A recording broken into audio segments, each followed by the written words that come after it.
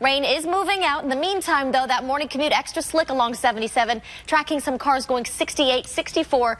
Make sure you slow it down. Heavy delays 90 eastbound because of that rollover crash 90 east at West 117th. As we zoom on in, look at those delays, but compare that to two different views of the greater Cleveland area, 71 and West 25th, 71 and Clark. So you kind of see the difference here. If your car does skid, what do you do? Do you remember? Into the skid, right? You were listening?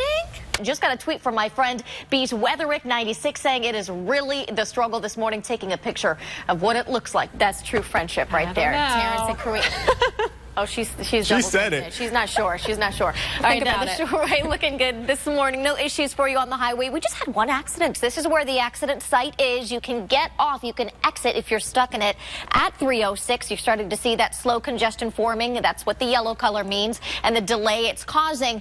But my advice is to take 615 and kind of avoid it all. This one here in Huron County. So part of 20 closed between 57 and 601. That section right there on 20. Let's jump over to West 91st Street. We talked about it a little bit before, right at Maywood Avenue. Partial building collapse, that section closed off. Just found out, though, that Lorraine Avenue partially open here, passable at least here at 126th after a tree fell down. Let's pull up those ODOT views and check on 4 different shots along 480.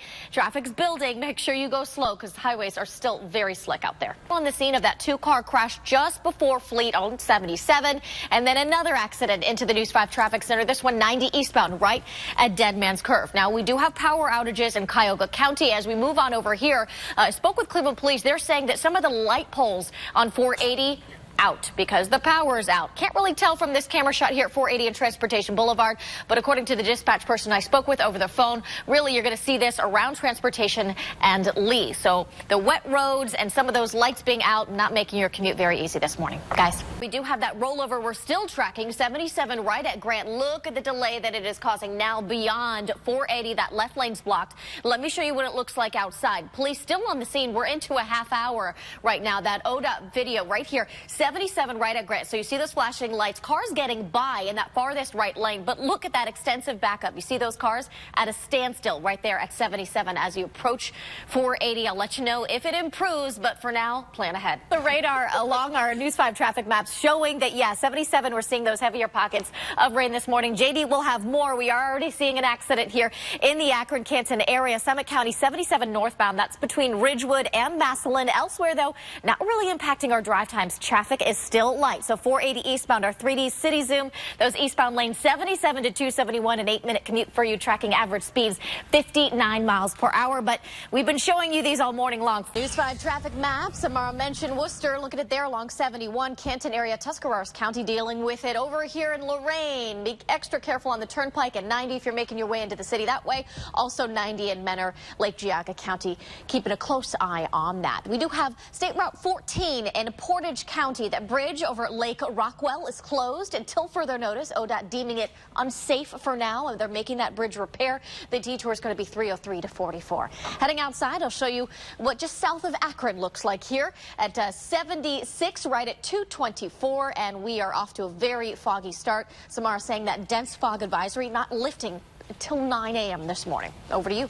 So a peek at your drive times showing, yeah, stop and go traffic if it's even moving at all. About an hour ride from Westlake into the city of Cleveland, 90 eastbound Crocker to the Interbelt Bridge. 70 minutes for you, I should say, an hour and 10, excuse me. 71 and 77 looking better, but boy, what a delay. Expect those delays to last quite some time. Let's pull up that ODOT view because we're seeing that accident has still not cleared as of yet. Those flashing lights, you see them right there. That's at West 117th, and look at the delay. Wow, those eastbound lanes barely moving at all. We are not used to seeing this early in the morning. It is 4:32 right now. We are seeing cars going well below the speed limit, 71, 77. Same story on 90, the Interbelt Bridge as well. It's because it's just so treacherous out there. Those whiteout conditions, and you're not going to be able to even see those lane markings. We do have a car flipped over East 55th and Bessemer. Car flipped on its side there, blocking that center lane. Tracking some of the speeds here. Look at this, 90 westbound, the Interbelt Bridge, 17 miles per hour. You have to go slow because of that blowing snow.